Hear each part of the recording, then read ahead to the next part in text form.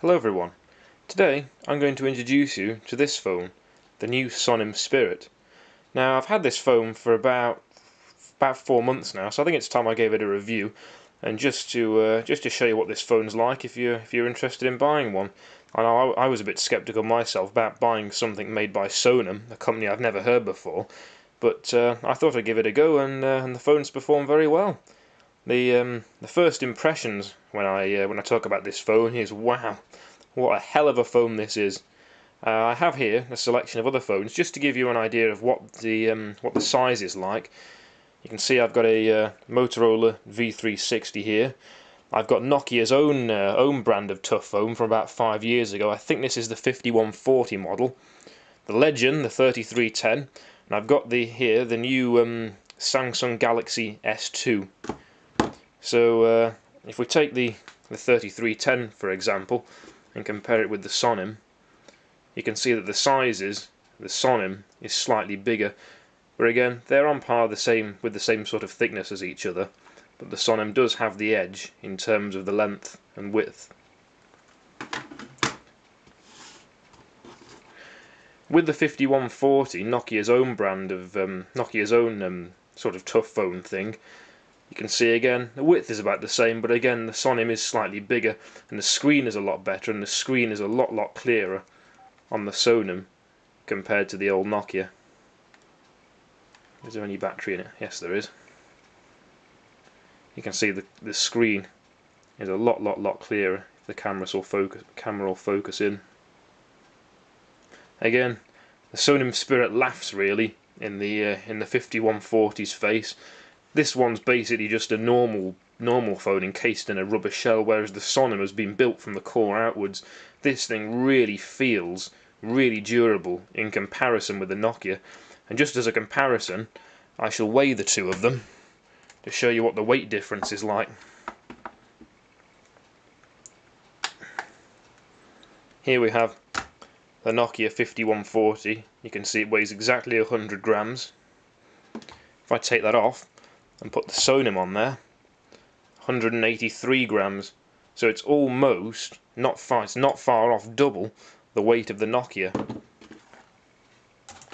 Now you feel the Nokia. It's got that plasticky sort of feel to it. You feel the Sonim. It's got that definite toughness about it. So I like that. Here we have the new Samsung Galaxy S2, one of the latest smartphones, touch screen, 10 megapixel camera, 8 megapixel camera I think on it. Fairly modern phone, got all the latest features on it. And it's about the same size as the Samsung Galaxy. The Sonim is slightly thicker, but then again, this Samsung Galaxy has got a case on it. It wouldn't be that thick normally. And these two phones are basically a mile apart. This one has all the latest mod cons on it, all the latest features. This one necessarily doesn't, but this one is a hell of a lot tougher than the Samsung.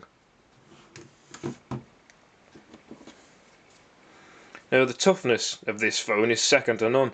The outside is hardened nylon and rubber, and the inside is made of magnesium, and it's just got that tough feel about it. It just feels really well built. The screen is made of Gorilla Glass, impact and shatterproof. You can really give this phone a beating and it will not break. It's completely scratch resistant as well, so this thing can be in your pocket with keys and stuff around, and it won't scratch the thing at all. It's really quite tough. It's built to IP67 rating, as you can see on the side there. I haven't actually tried it out to the test yet, putting it underwater or running it over with the digger, but I'm sure its day will come. The battery life, as you can see on the back there, the battery underneath here, accessible by these screws, takes up the bulk of the room of the phone. The battery is enormous in this mobile, but on the other hand, with the Bluetooth on, if I show you here, I've got the Bluetooth on, that icon up there, and I've also got the phone in 2G mode rather than 3G mode. Running the phone like this, making a few calls, few texts and stuff off it a day, I can get the battery to last a week without charging it. If I turn the Bluetooth off, I can get a week and a couple of days. The only thing that does kill the battery, well, two main things that kill the battery, are the 3G and also the torch. If you switch the torch on, you leave the torch on an hour or so, it will cripple the battery. If you turn the 3G on and make a reasonable number of calls and texts a day, you can usually get it to last about 2 or 3 days between charges. But with the 3G off and still using it, fairly regularly, I can get a week out of it. It is superb. The connectors are located under the side here, and you can see you've got your USB charging connector there, and you've also got your headphone socket there, the 2.5mm connector. And again, this rubber bung sits in there nice and snug, and it doesn't come out, it won't rub off in your pocket, it doesn't come open unless you open it. It's a really tough phone. You've also got on the other side here a connector for an external antenna if you're up Mount Everest or something ridiculous, but I can't see me ever needing that. The torch on this phone is the best torch I've ever seen on any other phone. You can switch the torch on in the menu here, navigating through the menus, but there's an easier way to do it, even if the phone is locked. You simply hold down the camera button on the side, and that will put the torch on. The torch is unbelievably bright, unbelievably bright. I can't really show you on the camera how bright it is, but comparing it with your mates' phones and that, this has never had anything beat it yet. So it's pretty damn good. The camera on this phone is 3 megapixels. Again, it's nothing spectacular compared with, say, the Samsung Galaxy, but it's good enough to get you by. I've got my own DSLR camera, and I only use this one in case of emergency. I need to photograph something. In terms of communication, as I said before, it has got Bluetooth on it, and it is 3G enabled. You can switch the 3G on and off in the connectivity menu, I think. Where is it? Settings. Phone. Network settings. SIM network mode, and you can tell it here. Automatic, 3G only, or GSM only, basically 2G. And again, I keep it on GSM just literally to save the battery. If I do go on the internet, you can bump it up to 3G, but again, if you switch it off afterwards, it just helps to save the battery. It does have a radio built into it, and it's also got a micro SD, or trans flash as it used to be called, memory card. That's located under the battery here. I won't bother taking it off, but it is under there. I'm not sure what the maximum capacity for that is, but I think I've got an 8GB card in it, and it runs fine on that. I'm not sure what it'd be like with the 16 in it, but no, it runs an 8GB one fine. It's got the earpiece speaker here, and it's also got the ringing speaker here. It does say on it 100 decibels. Now, believe me, it isn't 100 decibels. I've got 18-inch subs in my bedroom here, and it's no match for that. But it is damn loud for a phone. There's no mistaking it. You can hear this phone no matter what's going off in the background, and the vibrator on it's really quite powerful as well. So you're not going to miss it if you're on a building site or something. The size of the keys are quite good.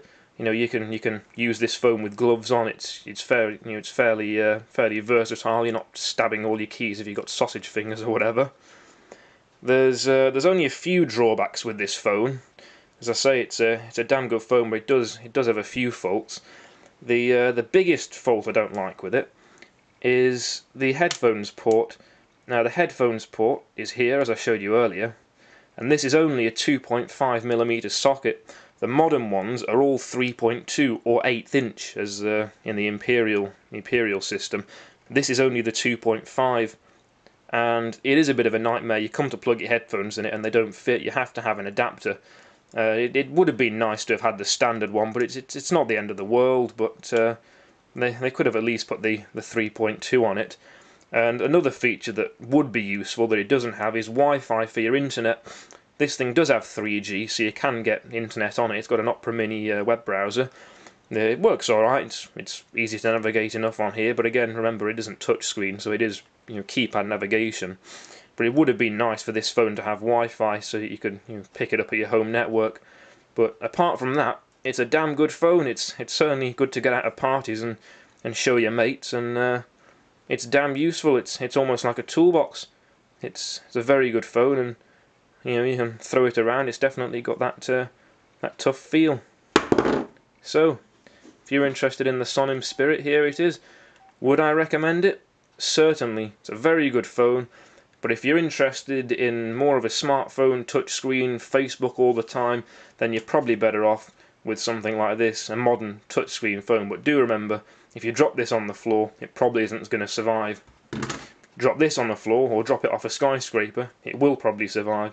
So the choice is up to you. But I would always recommend this phone. The firmware is great on it. The firmware's never crashed. I've never had to remove the battery, and it makes me laugh when I hear of people's phones crashing and firmware crashing and got to update this, that, and the other. And no, it's a very good phone, and I'd highly recommend it. There you go, the Sonim Spirit.